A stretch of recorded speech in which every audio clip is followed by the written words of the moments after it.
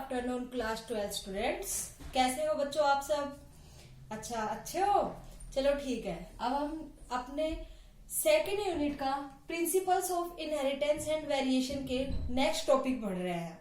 जैसे कि इससे लास्ट वीडियो लेक्चर में हमने कुछ टर्म्स के बारे में, कुछ टर्मिनोलॉजीज के बारे में देखा था कि किस टर्म का मीनिंग क्या होता है, डोमिनेंट कैरेक्टर्स क्या होते हैं, रिसेसिव कैरेक्टर्स क्या होते हैं, फिनोटाइप क्या होता है, जीनोटाइप क्या होता है। उसके अलावा होमोलोगस क्रोमोजोम्स के बारे में हमने देखा था, हिट्रोलोगस क्रोमोजोम्स के बारे में देखा था, होमोजाइगस क्रोमोजोम्स के बारे में देखा था, हिट्रोजाइगस क्रोमोजोम्स के बारे में देखा था। तो ये कुछ टर्म्स थी जो हमने पढ़ी थी। एलील्स के बारे में देखा था और उनके बारे में पढ़ा था कि किसका मीनिंग क्या होता है। ठीक है, तो आज हम बात कर रहे हैं मेंडल्स के लॉ के ऊपर। किसके ऊपर? मेंडल्स के लॉ के ऊपर। जैसा कि मैंने आपको पहले भी बताया है कि मेंडल ने मेनली जो अपना काम किया था, जो अपना वर्क किया था 7 इयर्स का, वो किसके ऊपर किया था? पी प्लांट के ऊपर। किसके ऊपर किया था? पी प्लांट के ऊपर, जिसका साइंटिफिक नेम है पाइसम स्टाइनम। पाइसम स्टाइनम पी प्लांट का क्या है? ये साइंटिफिक नेम है, जिसके ऊपर मेंडल ने क्या किया था? वर्क किया था। इसने मेनली इनहेरिटेंस के पैटर्न को जानने के लिए कि इनहेरिटेंस क्या होता है। जो इनहेरिटेंस है कि कैरेक्टर्स पास हो रहे हैं एक पेरेंट से उसके ऑफस्प्रिंग में या फिर जनरेशन टू जनरेशन, उनका इनहेरिटेंस, उनका ट्रांसमिशन कैसे हो रहा है, मेनली उसके लिए इसने अपने एक्सपेरिमेंट्स परफॉर्म किए थे। फिर दूसरा, इसने पी प्लांट के ऊपर ही क्यों परफॉर्म किए थे, अदर जो प्लांट्स है वो इसने क्यों नहीं किए, तो उसके भी मैंने आपको कुछ पॉइंट्स बताए थे कि जो पी प्लांट है उसका लाइफ स्पैन छोटा होता है, वो एक बाइसेक्सुअल प्लांट है, उसके अलावा वो सेल्फ पॉलिनेटेड होता है या क्रॉस पॉलिनेटेड होता है। ये कुछ फीचर्स थे पी प्लांट के, जिसके बेसिस पे उसने पी प्लांट को ही चूज किया था अपने एक्सपेरिमेंट के लिए। अब मैंने आपको बताया था उसने 7 कॉन्ट्रास्टिंग कैरेक्टर्स लिए थे पी प्लांट के, जिसके बेसिस पे उसने अपने एक्सपेरिमेंट्स परफॉर्म किए थे। क्या किए थे? अपने एक्सपेरिमेंट्स परफॉर्म किए थे। जो उसने 7 कैरेक्टर्स लिए थे, आज हम पहले उन 7 कैरेक्टर्स के बारे में बात करेंगे कि वो 7 कैरेक्टर्स उसने कौन कौन से लिए थे। उसके बाद हम बात करेंगे उसमें जो कौन सा जो कैरेक्टर है वो उसने डोमिनेंट रखा था, कौन से ट्रेट को उसने डोमिनेंट रखा था और कौन से ट्रेट को उसने रिसेसिव रखा था। हम उसके बारे में आज बात करेंगे कि कौन सा जो ट्रेट है वो डोमिनेंट है और कौन सा ट्रेट है वो रिसेसिव है। अब आपको पता है जो हर जीन है वो एक पेयर में पाया जाता है, कोई भी जीन है वो एक पेयर में पाया जाता है। उसकी 2 फॉर्म्स होती है, एक होती है जो उसके डोमिनेंट कैरेक्टर को शो करेगी, एक होती है जो उसके रिसेसिव कैरेक्टर को शो करेगी। ठीक है, तो आज हम पहले बात करते हैं उन 7 कॉन्ट्रास्टिंग कैरेक्टर्स की जो मेंडल के द्वारा लिए गए थे। सबसे पहला जो कॉन्ट्रास्टिंग उसका कैरेक्टर था जो उसने पी प्लांट में लिया था, वो क्या था? Stem length. क्या था? Stem length. कि प्लांट की जो स्टेम है या फिर प्लांट की जो हाइट है, प्लांट की जो लेंथ है, स्टेम लेंथ या फिर प्लांट हाइट भी लिख सकते हो। ठीक है, तो जो उसकी लेंथ है उसमें मेनली कौन कौन से 2 ट्रेट्स प्रेजेंट थे? एक टॉल या फिर ड्वार्फ, लंबा या फिर ड्वार्फ मतलब छोटा। ठीक है, तो जो इसका टॉल जो कैरेक्टर था वो क्या था? डोमिनेंट कैरेक्टर था। और जो ड्वार्फ कैरेक्टर था वो क्या था? उसका रिसेसिव कैरेक्टर था। कौन सा कैरेक्टर था उसका? रिसेसिव कैरेक्टर था। डोमिनेंट और रिसेसिव, जैसा कि मैंने आपको बताया था, डोमिनेंट कैरेक्टर्स कौन से होते हैं? वो कैरेक्टर्स जो हिट्रोजाइगस कंडीशन में भी अपने आप को क्या करे? शो करे। और रिसेसिव कौन से बताए थे मैंने? जो सिर्फ होमोजाइगस कंडीशन में अपने आप को एक्सप्रेस करते हैं। हिट्रोजाइगस कंडीशन में क्या होता है? जो डोमिनेंट कैरेक्टर है वो रिसेसिव के ट्रेट को क्या कर देता है? सप्रेस कर देता है, उसके एक्सप्रेशन को सप्रेस कर देता है। तो समझ में आया? फर्स्ट कैरेक्टर स्टेम लेंथ या फिर प्लांट हाइट, जिसका जो डोमिनेंट कैरेक्टर था वो क्या था? टॉल, और रिसेसिव क्या था? ड्वार्फ। सेकंड, उसने ली फ्लावर की पोजीशन, कि फ्लावर की जो पोजीशन है वो कैसी होनी चाहिए। डोमिनेंट उसका कैरेक्टर क्या था? एक्सियल, की जो एक्सियल पोजीशन होगी वो डोमिनेंट होगी, और जो टर्मिनल पोजीशन होगी वो क्या होगी? उसकी रिसेसिव ट्रेट होगा, उसका रिसेसिव कैरेक्टर होगा।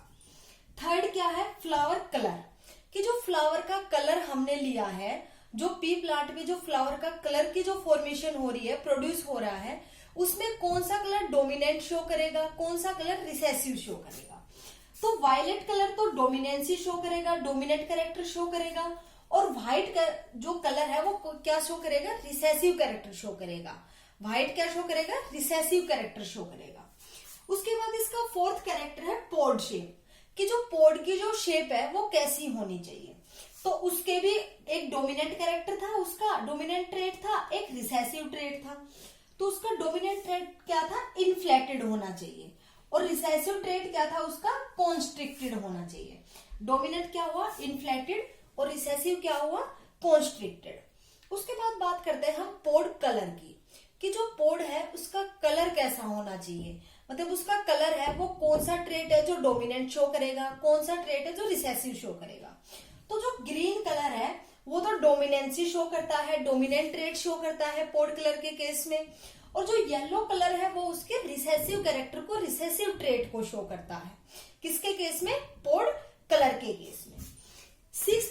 सिक्स जो इसका कैरेक्टर है, कॉन्ट्रास्टिंग कैरेक्टर, वो क्या है, कोटिलीडन कलर। कौन सा कलर है, कोटिलीडन कलर, या फिर सीड का जो कलर है। तो उसमें भी आप 2 टाइप के ट्रेड्स थे, 2 टाइप के कैरेक्टर्स थे, एक था येलो, एक था ग्रीन। तो येलो जो कैरेक्टर है वो डोमिनेंसी शो करता है, डोमिनेंट कैरेक्टर है, और ग्रीन क्या है उसका, रिसेसिव कैरेक्टर है। ऐसे ही 7th कैरेक्टर, लास्ट कैरेक्टर क्या है, सीड फॉर्म, कि जो सीड की फॉर्म है, मतलब सीड की जो शेप है वो कैसी होनी चाहिए। तो बेसिकली उसमें भी 2 टाइप के कैरेक्टर्स हैं, एक है डोमिनेंट कैरेक्टर, एक है रिसेसिव कैरेक्टर।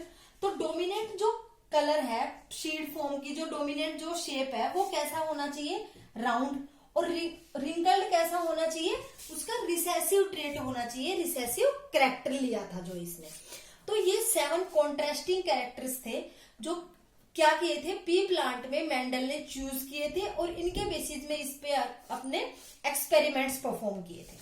ठीक है, अब हम बात करते हैं मेंडल्स के लॉ की। किसकी बात करते हैं अब हम, मेंडल्स के लॉ की, कि मेंडल ने कौन कौन से लॉ दिए थे, कौन कौन से लॉज ने परफॉर्म किए थे अपने एक्सपेरिमेंट में, और उनके बेसिस पे उसका जो रिजल्ट आया था वो क्या आया था। तो हम बात करते हैं मेंडल्स लॉ की।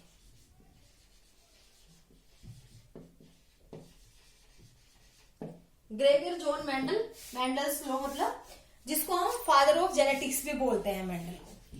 ठीक है, तो मेंडल्स लॉ मेनली इसके 3 लॉज है। कितने लॉज है मेनली इसके, 3 लॉज है। First is law of dominance, ठीक है। Second is law of segregation, या फिर इसी को हम बोलते हैं law of purity of gametes.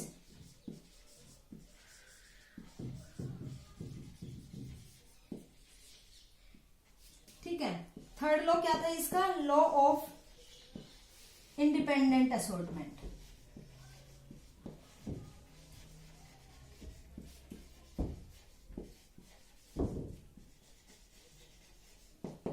ठीक है, ये 3 लॉज परफॉर्म किए गए थे मेनली मेंडल के द्वारा। उसने पी प्लांट के ऊपर इन 3 लॉज को अपने एक्सपेरिमेंट के बेसिस पे देखा था कि कैसे डोमिनेंट कैरेक्टर का इनहेरिटेंस होता है, फिर जो कैरेक्टर्स है वो कैसे सेग्रीगेट होते हैं, उसके बाद वो इंडिपेंडेंटली असोर्ट कैसे रहते हैं। ठीक है, तो सबसे पहले हम बात करते हैं लॉ ऑफ डोमिनेंस की, लॉ ऑफ डोमिनेंस की। उससे पहले मैं आपको एक टर्म बताती हूं। First is monohybrid cross,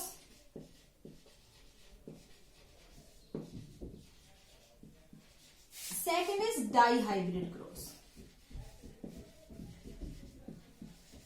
monohybrid cross क्या होता है और डाइहाइब्रिड क्रॉस क्या होता है। तो मोनोहाइब्रिड मेनली क्या होता है, जिसमें हम सिंगल कैरेक्टर या फिर सिंगल ट्रेट को क्या करते हैं, स्टडी करते हैं उसके ट्रांसमिशन की। वो किस में आता है, मोनोहाइब्रिड क्रॉस में, कि हम सिर्फ सिंगल कैरेक्टर को लेके क्रॉस करा रहे हैं और फिर हम उसका रिजल्ट देख रहे हैं। हम सिर्फ सिंगल कैरेक्टर को ही चूज करें अपने क्रॉस के लिए, अपने एक्सपेरिमेंट के लिए, वो किस में आएगा, मोनोहाइब्रिड में। और जैसे एग्जाम्पल, जैसे आपने सिर्फ लिया फ्लावर की शेप ली या फिर फ्लावर की कलर लिया, वो सिर्फ क्या हुआ, एक सिंगल कैरेक्टर। जैसे आपने इसमें क्या लेना है, सिर्फ सिंगल कैरेक्टर। जैसे मैं आपको एग्जांपल दूं तो आपने लिया प्लांट की हाइट। प्लांट की हाइट एक सिंगल कैरेक्टर है। अब उस कैरेक्टर के 2 ट्रेड्स हैं, या तो वो टॉल हो सकता है या फिर वो ड्वार्फ हो सकता है। ठीक है, उस कैरेक्टर के प्लांट हाइट जो कैरेक्टर है उसके भी अब क्या है, 2 फर्दर कैरेक्टर्स है या फिर 2 फर्दर ट्रेड्स है। या तो वो टॉल हो सकती है उसकी हाइट या फिर ड्वार्फ हो सकती है। आया। अब हम बात करते हैं डाई हाइब्रिड की। तो जैसे आपने इसमें सिंगल कैरेक्टर को देखा, सिंगल कैरेक्टर के बीच में क्रॉस कराया, फिर आपने उसका रिजल्ट देखा। ऐसे ही डाई हाइब्रिड क्रॉस में हम मेनली 2 कैरेक्टर्स की स्टडी करते हैं, 2 कैरेक्टर्स को लेते हैं कि उन 2 कैरेक्टर्स के बीच में क्रॉस कराने के बाद क्या रिजल्ट आता है। ठीक है, तो डाई हाइब्रिड में हम मेनली क्या लेते हैं, 2 कैरेक्टर्स को स्टडी करते हैं, उनके इनहेरिटेंस की स्टडी करते हैं मेनली। जैसे मैं आपको इसमें एग्जांपल दूं तो एक तो आपने मान लो ले लिया सीड का कलर, और इसके साथ साथ आपने ले ली सीड की शेप। जैसे अब सीड का जो कलर है वो मैंने आपको बताया था, या तो येलो हो सकता है या व्हाइट हो सकता है। सीड कलर मतलब कोटिलीडन कलर, या तो येलो हो सकता है या फिर व्हाइट हो सकता है। ऐसे ही सीड की शेप में मैंने आपको बताया था, या तो राउंड हो सकता है या रिंकल्ड हो सकता है। ये क्या थे, 2 कैरेक्टर्स है जो क्या उनके इनहेरिटेंस के पैटर्न को हम लोग क्या करते हैं, स्टडी करते हैं। किसमें, डाई हाइब्रिड के केसेस में। ऐसे अगर आप फर्दर बात करो तो आप ट्राई हाइब्रिड भी ले सकते हो। ऐसे ट्राई हाइब्रिड में आप कितने कैरेक्टर्स की स्टडी करोगे, 3 कैरेक्टर्स की स्टडी करोगे। 3 कैरेक्टर्स के इनहेरिटेंस पैटर्न की स्टडी करोगे एक्सपेरिमेंट में। ठीक है, तो इसमें आप क्या देखते हो, मेनली 3 कैरेक्टर्स के बारे में देखते हो। जैसे 2 कैरेक्टर्स थे, इसमें अगर आपने एक प्लांट की पोजीशन या फिर प्लांट की हाइट हो गई और अगर ऐड कर दी तो क्या हो गए, वो 3 कैरेक्टर्स हो गए। उन 3 कैरेक्टर्स की क्या हो गई, वो उनके इनहेरिटेंस पैटर्न देखा जाएगा किसमें, ट्राई हाइब्रिड में। अब अगर आप ट्राई हाइब्रिड के बाद बात करो तो वो मेनली किसमें आ जाता है, पॉली हाइब्रिड में। ठीक है, तो ये आपने बात की mono hybrid, di hybrid and tri hybrid की। अब हम बात करें मेंडल्स लॉ की, तो मेंडल के जो लॉ है वो कौन सा लॉ कौन से कैरेक्टर पे, कौन से हाइब्रिड पे मेनली प्रेजेंट है, मतलब उसके बेसिस पे है। तो अगर हम बात करें मोनो हाइब्रिड पे, तो 2 laws. First is law of dominance, second is law of segregation. ऐसे अगर आप डाई हाइब्रिड में बात करो, लॉ ऑफ इंडिपेंडेंट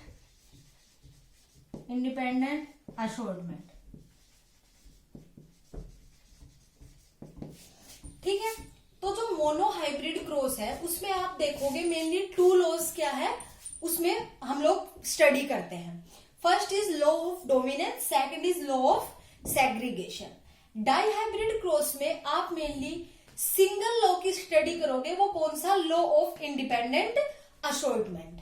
तो हम लोग बात करते हैं अब एक एक क्रॉस की। अब सबसे पहले हम बात करते हैं मोनो हाइब्रिड क्रॉस की, और उसमें जो 2 लॉ है, law of dominance and law of segregation, उसकी हम पहले बात करते हैं। तो सबसे पहले हम बात करते हैं लॉ ऑफ डोमिनेंस की। लॉ ऑफ डोमिनेंस की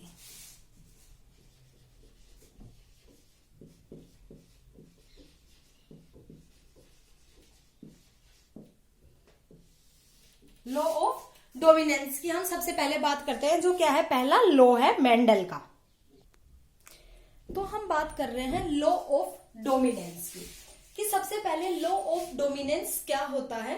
हम लॉ ऑफ डोमिनेंस में मेनली कैसे किन के बीच में क्रॉस करते हैं, कौन से सिंगल कैरेक्टर के बीच में हम लोग क्रॉस करके फिर उसका रिजल्ट क्या आएगा। तो when parents which pure contrasting characters, pure contrasting character का मतलब है जैसे आपने ये लिया पेरेंट्स, ये लिया आपने पेरेंट्स को, तो पेरेंट्स को आपने लिया टॉल इंटू ड्वार्फ। टॉल और ड्वार्फ के बीच में आप क्या करा रहे हो, मेनली क्रॉसिंग करा रहे हो मेनली, ठीक है। ये क्या है parents. When parents with pure contrasting characters या फिर ट्रेट्स, प्योर कॉन्ट्रास्टिंग कैरेक्टर का मतलब है होमोजाइगस कंडीशन, प्योर होना। अगर आप इसको ऐसे लिख दोगे तो ये क्या हो जाएगी उसकी इम्प्योर कंडीशन, इम्प्योर टोल में आ जाएगा। तो आपने क्या लिया है, प्योर कॉन्ट्रास्टिंग कैरेक्टर्स या फिर ट्रेट्स आर क्रॉस्ड कराए together, only one form of trait appears in the next generation. अब आप इसके गैमेट्स का फॉर्मेशन करो। किसका फॉर्मेशन करते हो अगर आपके इसके गैमेट्स का, तो इसका गैमेट क्या आएगा कैपिटल टी, इसका क्या आएगा स्मॉल टी। आ गया। Only one form of trait appears in the next generation. अब आप इसकी निकालो F1 जनरेशन। तो जब आप इनको क्रॉस कराओगे तो आपकी F1 जनरेशन क्या आएगी, ये आएगी, ठीक है, जो कि क्या रहेगी टोल। कौन सी टोल, मतलब mainly impure toll, impure toll. Toll क्यों लिखा, क्योंकि टोल क्या है डोमिनेंट कैरेक्टर है। Appears in the next generation, single character show हुआ है, कौन सा टोल शो हुआ है मेनली, कौन सा कैरेक्टर शो हुआ है मेनली टोल कैरेक्टर शो हुआ है। ये इम्प्योर के बारे में हम बाद में बात करेंगे, ठीक है। Only one form of trait, मतलब वन फॉर्म ऑफ ट्रेट मतलब सिर्फ टोल क्या हो रहा है, अपीयर हो रहा है जनरेशन में। कौन सी जनरेशन में, F1 जनरेशन में। The hybrid offsprings will exhibit only the dominant trait in the phenotype. अब ये हाइब्रिड है, ऑफस्प्रिंग है, ये प्योर ऑफस्प्रिंग थे, मतलब प्योर पेरेंट्स थे। अब प्योर पेरेंट्स के बीच में क्रॉस ओवर करा के गैमेट्स का फॉर्मेशन हुआ। अब गैमेट्स के बीच में जब आप फ्यूजन करोगे, उनका क्रॉस ओवर करोगे, तो आपको क्या मिला कैपिटल टी स्मॉल टी, जिसको अब कैपिटल टी है वो क्या है डोमिनेंट है स्मॉल टी पे, तो इसका जो फिनोटिपिक कैरेक्टर आएगा वो क्या आएगा टोल। तो वही बोला है दी हाइब्रिड ऑफस्प्रिंग्स, जो हाइब्रिड ऑफस्प्रिंग जो प्रोड्यूस हुआ है F1 जनरेशन में will exhibit only the dominant trait, जो डोमिनेंट ट्रेट को क्या करेगा एग्जिबिट करेगा इन दी फिनोटाइप। अगर आप फिनोटिपिकली देखो तो ये कैसा है टोल है, कैसा है ये फिनोटिपिकली अगर आप इसकी बात करो तो टोल है, ठीक है। तो जो डोमिनेंस है, लॉ ऑफ डोमिनेंस है मेनली, उसमें अगर आपने मोनोहाइब्रिड क्रॉस कराया टू मोनोहाइब्रिड ट्रेट्स के बीच में, टोल के बीच में और ड्वार्फ के बीच में, तो आपको जो प्लांट मिला उसमें क्या है कैरेक्टर्स तो सेम है, मतलब प्लांट की हाइट ही लिया आपने तो कैरेक्टर तो सेम है, but difference in only one character when we are crossed. लेकिन जब आपने क्रॉस करा दिया तो आपको एक सिंगल ट्रेट, सिंगल कैरेक्टर मिला, और इससे ये शो होता है कि ये टोल क्या है डोमिनेंट कैरेक्टर है। कौन सा कैरेक्टर है ये डोमिनेंट कैरेक्टर है। तो आपको समझ में आया law of dominance. Law of dominance में आपने मेनली क्या किया कि क्रॉस पोलिनेशन या फिर क्रॉसिंग कराई, मोनोहाइब्रिड क्रॉस कराया tall plant and dwarf plant के बीच में, और जो रिजल्ट आया वो क्या आया टोल प्लांट्स आया। जो ऑफस्प्रिंग जो प्रोड्यूस हुए, F1 जो प्रोजेनी आई या F1 जो जनरेशन आई वो क्या आई डोमिनेंट आई। तो इसलिए हम लोग बोल सकते हैं जो फिनोटाइप जो हमें यहाँ पे टोल मिला है कि टोल है वो क्या है फिनोटिपिकली या फिर डोमिनेंट कैरेक्टर है किस पे ड्वार्फ पे। किस पे डोमिनेंट कैरेक्टर है ड्वार्फ पे, डोमिनेंट है। ये किससे प्रूव हुआ लॉ ऑफ डोमिनेंस से। किससे प्रूव हुआ ये मेनली लॉ ऑफ डोमिनेंस से ये प्रूव हुआ कि जो F1 जनरेशन में जो हाइब्रिड कंडीशन आई है, जो हेट्रोजाइगस कंडीशन आई है कैपिटल टी स्मॉल टी, जब आप उसको फिनोटिपिकली स्टडी करोगे, उसका जब फिनोटाइप देखोगे तो वो क्या मिलेगा टोल, वो क्या मिलेगा टोल। तो इससे हमें ये पता लगा कि जो टोल है वो क्या है एक डोमिनेंट कैरेक्टर है किसके ऊपर ड्वार्फ के ऊपर। किसके ऊपर ड्वार्फ के ऊपर। लेकिन आप फर्दर आप इसको आगे अगर स्टडी करते हो, आप अगर F1 जनरेशन की आप सेल्फ क्रॉसिंग कराते हो। क्या कराते हो? इसकी सेल्फ क्रॉसिंग कराते हो।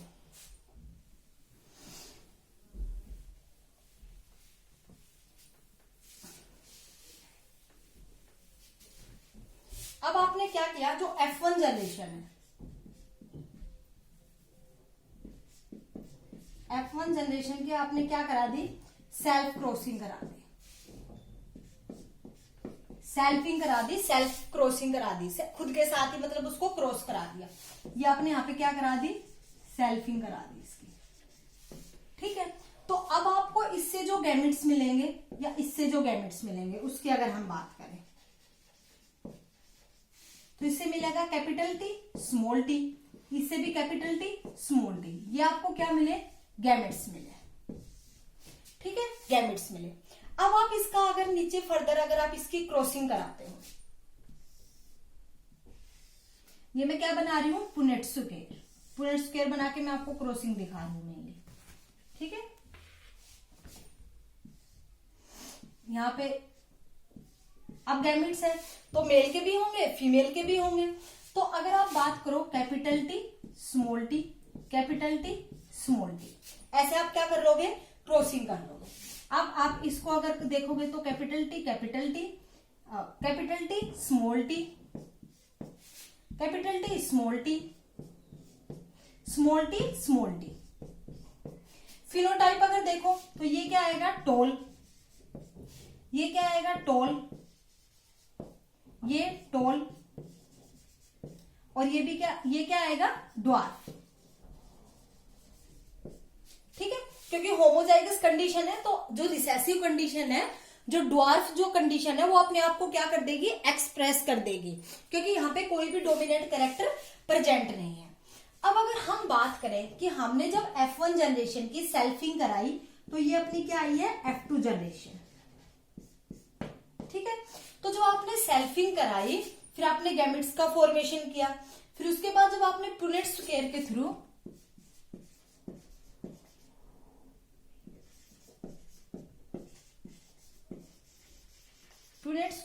जब आपने F2 जनरेशन निकाल के देखी, F2 जनरेशन की जब क्रॉसिंग करा के देखी, तो आपने देखा कि आपको टॉल प्लांट भी मिल रहा है और ड्वार्फ भी मिल रहा है। टॉल कंडीशन भी आपको मिल रही है और ड्वार्फ कंडीशन भी मिल रही है।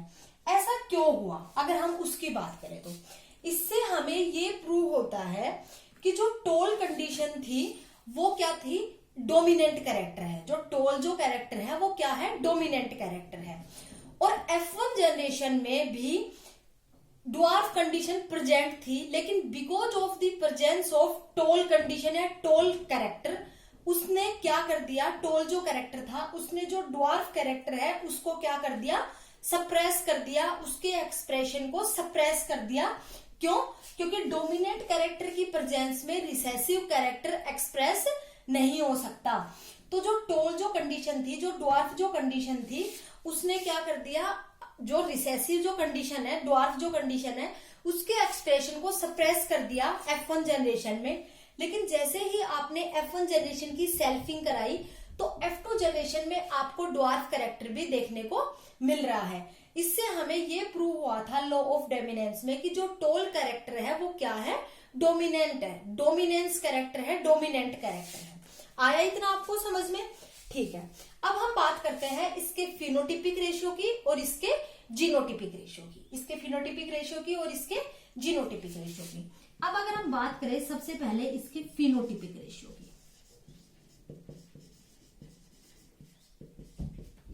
और सेकंड इसके जीनोटिपिक रेशियो की।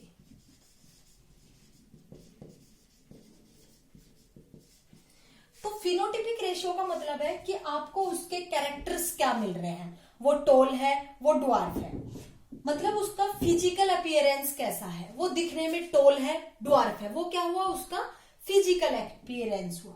जीनोटिपिक में आप क्या देखोगे?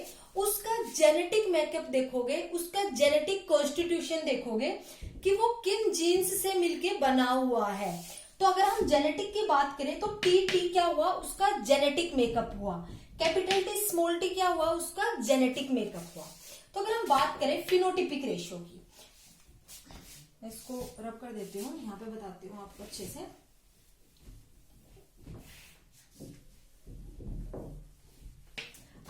पहले बात करूं फिनोटिपिक रेशियो की, मान लो फिनोटिपिक रेशियो की, ठीक है। तो टॉल कैरेक्टर्स कितने हैं? 3। तो हम किसके बीच में निकालेंगे? टॉल और ड्वार्फ के बीच में निकालेंगे ये कैरेक्टर, ये रेशियो। तो टॉल कितने हैं? 3 और ड्वार्फ कितना है? 1। तो फिनोटिपिक रेशियो क्या हो गया? मोनोहाइब्रिड क्रॉस का या फिर लॉ ऑफ डोमिनेंस का जो फिनोटिपिक रेशियो है वो कितना आया? 3:1। ऐसे ही हम निकालेंगे अब जीनोटिपिक रेशियो। क्या निकालेंगे अब हम? Genotypic ratio. जीनोटिपिक रेशियो, अगर हम बात करें जीनोटिपिक रेशियो की, तो जीनोटिपिक रेशियो में हम बात करेंगे कैपिटल टी की भी, कैपिटल टी स्मॉल टी की भी, कैपिटल टी स्मॉल टी की भी और स्मॉल टी स्मॉल टी की भी। तो हम लेंगे टी ये और ये। अब अगर हम बात करें कैपिटल टी तो कितना है? 1। Capital T small T 2, small T 1। तो जीनोटिपिक रेशियो क्या आ गया लॉ ऑफ डोमिनेंस का या मोनोहाइब्रिड क्रॉस का? 1:2:1। और फिनोटिपिक रेशियो क्या आया? 3:1। तो ऐसे हम पता लगा सकते हैं लॉ ऑफ डोमिनेंस में कि कौन सा कैरेक्टर डोमिनेंट है, कौन सा कैरेक्टर रिसेसिव है, किस कैरेक्टर के प्रेजेंस में, किस डोमिनेंट कैरेक्टर की प्रेजेंस में कौन सा रिसेसिव कैरेक्टर अपने एक्सप्रेशन को सप्रेस कर रहा है। ये हम किस में पढ़ सकते हैं? लॉ ऑफ डोमिनेंस में। अब हम बात करते हैं कुछ आगे फर्दर पॉइंट्स की। अब हम बात करते हैं कुछ बेसिक टर्म्स के कि आप जीनोटाइप कैसे निकाल सकते हो, आप फिनोटाइप कैसे निकाल सकते हो, आप नंबर ऑफ जाइगोट या गैमेट्स कैसे निकाल सकते हो, ठीक है। तो अब अगर मैं बात करूं एन, यहाँ पे एन क्या है? तो एन है नंबर ऑफ कैरेक्टर्स। जैसा मैंने आपको बताया था मोनोहाइब्रिड क्रॉस में आप क्या देखते हो? सिंगल कैरेक्टर के बारे में, 1 कैरेक्टर के बारे में। डाई हाइब्रिड में 2 कैरेक्टर्स के बारे में देखते हो। ऐसे ही अगर हम बात करें नंबर ऑफ फिनोटाइप हम कैसे निकालेंगे? तो 2 की पावर n। तो मोनोहाइब्रिड में आप क्या देखोगे? 2 की पावर 1। तो कितना आया? 2। तो अगर आप बात करो मोनोहाइब्रिड क्रॉस की, जैसा कि मैंने आपको बताया था, तो उसमें 2 टाइप के फिनोटाइप्स देखने को मिले थे। एक तो मिला था टॉल, एक मिला था ड्वार्फ। ये 2 टाइप के फिनोटाइप्स देखने को मिले थे। ऐसे ही अगर आप डाई हाइब्रिड में देखोगे तो डाई हाइब्रिड में आप रखोगे 2 की पावर 2, क्योंकि 2 कैरेक्टर्स है डाई हाइब्रिड में। तो जब आप डाई हाइब्रिड को करोगे 2 × 2 कितना आ जाएगा? 4। तो जब आप डाई हाइब्रिड आप आगे जब पढ़ोगे लॉ ऑफ इंडिपेंडेंट असॉर्टमेंट में, तो आप देखोगे कि जो नंबर ऑफ फिनोटिपिक है, जो उनका फिजिकल अपीयरेंस है, वो कितना आएगा? 4। जैसे इसमें physical appearance phenotype tall and dwarf आया, ऐसे ही डाई हाइब्रिड क्रॉस में आप देखोगे 4 टाइप के फिजिकल अपीयरेंस, 4 टाइप के फिनोटाइप्स आपको देखने को मिलेंगे। अब हम बात करते हैं जीनोटाइप की। तो जीनोटाइप में आप क्या करोगे? 3 की पावर 1। तो कितना आया? 3। अब आपने देखा था अभी जो मैंने आपको बताया लॉ ऑफ डोमिनेंस, तो मोनोहाइब्रिड क्रॉस में मेनली आपको 3 टाइप के ही जीनोटाइप्स देखने को मिले थे। That is T, capital T small T, small T small T. 3 type के क्या थे? जीनोटाइप्स थे। अब ऐसे ही अगर आप डाई हाइब्रिड में बात करोगे तो 3 की पावर 2, तो 3 × 3 = 9। तो आप जब बात करोगे लॉ ऑफ इंडिपेंडेंट असॉर्टमेंट में डाई हाइब्रिड क्रॉसेस की, तो आप देखोगे कि जो जीनोटिपिक है, नंबर ऑफ जीनोटाइप्स है मेनली, वो कितने दिखने को मिलेंगे आपको डाई हाइब्रिड क्रॉस में? 9 टाइप के जीनोटाइप्स आपको देखने को मिलेंगे जब आप पुनेट स्क्वायर के थ्रू उसका क्रॉस कराओगे। अब हम बात करते हैं नंबर ऑफ जाइगोट की। तो नंबर ऑफ जाइगोट में आप बात करो मोनोहाइब्रिड में, तो 4 की पावर क्या लेंगे? 1। तो क्या आएगा? 4।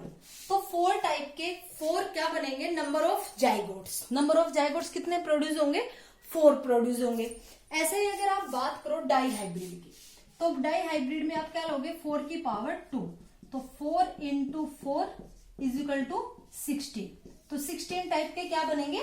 जाइगोट्स बनेंगे। 4 टाइप के जाइगोट्स का मतलब है, अब जैसे आपने क्रॉस कराया मोनोहाइब्रिड क्रॉस में, मैंने आपको क्रॉस कराया, ये मेल ये फीमेल, अब क्रॉस कराया capital T small T, capital T small T, तो आपको ये मिला।